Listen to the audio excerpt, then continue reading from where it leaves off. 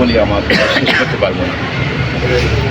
এমন একটি মানুষ আমরা এই দেশ থেকে হারালাম, যে মানুষটি আসলে সর্বোপরি সারা বাংলাদেশের মানুষের কাছে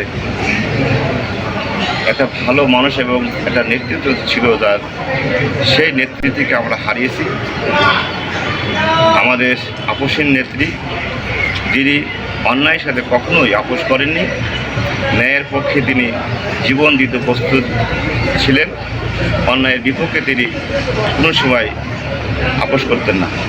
সেই নেত্রী, দেশের নেত্রী বেগম খালেদা জিয়ার আজকে আত্মার মাগফিরাত কামনায় চুয়াডাঙ্গা পৌর ছাত্র দল আয়োজিত আজকে দোয়া মাহফিল করতেছি। এই মাতৃভাষার জন্য যারা জীবন দিয়েছে তাদেরকে মাফ করিয়া দেন আল্লাহ। জুলাই যোদ্ধা যাদের জন্য আল্লাহ আমাদের বাক স্বাধীনতা ফিরে পেয়েছি, আল্লাহ যাদের জন্য আমরা আল্লাহ এই যে সুন্দরভাবে আল্লাহ দেশে বাস করতে পারতেছি, এই জুলাই যোদ্ধা যারা দুনিয়া থেকে বিদায় নিয়েছেন আল্লাহ সকলকে আপনি মাফ করিয়া দেন আল্লাহ। মায়ের কোলের শিশু থেকে শুরু করে ছোট্ট ছোট্ট নিষ্পাপ শিশুরা পর্যন্ত আল্লাহ এই জুলাইতে শহীদ হয়েছে আল্লাহ, আপনি তাদেরকেও ক্ষমা করিয়ে দেন আল্লাহ।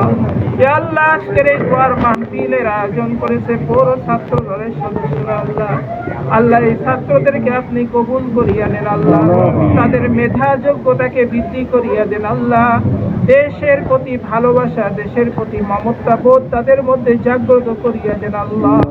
দেশের জনগণের সেবা যেন তারা করতে পারে আল্লাহ, সেই রকম ভাবে পড়ালেখা করে মেধাবী হয়ে আদর্শবান নেককার দেশপ্রেমিক হতে পারে সেই তৌফিক আল্লাহ দান করিয়া দেন আল্লাহ। আমাদের মাঝে উপস্থিত আছে আল্লাহ অনেক মুরব্বীরা আল্লাহ, আল্লাহ জেলা বিএনপির অনেক ভাইরা উপস্থিত আছেন আল্লাহ, যুব দলের আমাদের ভাইরা উপস্থিত আছেন আল্লাহ, আল্লাহ সকলকে আপনি কবুল করিয়া নেন আল্লাহ। আল্লাহ তারা যেন এই দেশকে সেবা করতে পারে সেরকম ভাবে আল্লাহ তাদের যোগ্যতা, মেধা, বুদ্ধি সব কিছু আপনি বৃদ্ধি করিয়া দেন আল্লাহ।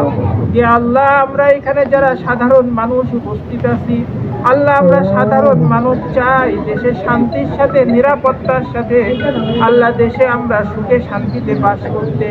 আল্লাহ আমাদের ভাইরা আমাদের জন্য দায়িত্ব নিতে চাই আল্লাহ, তারা যেন আমাদের সেই সেবা সুন্দরভাবে করতে পারে সেই তৌফিক তাদেরকে সহজভাবে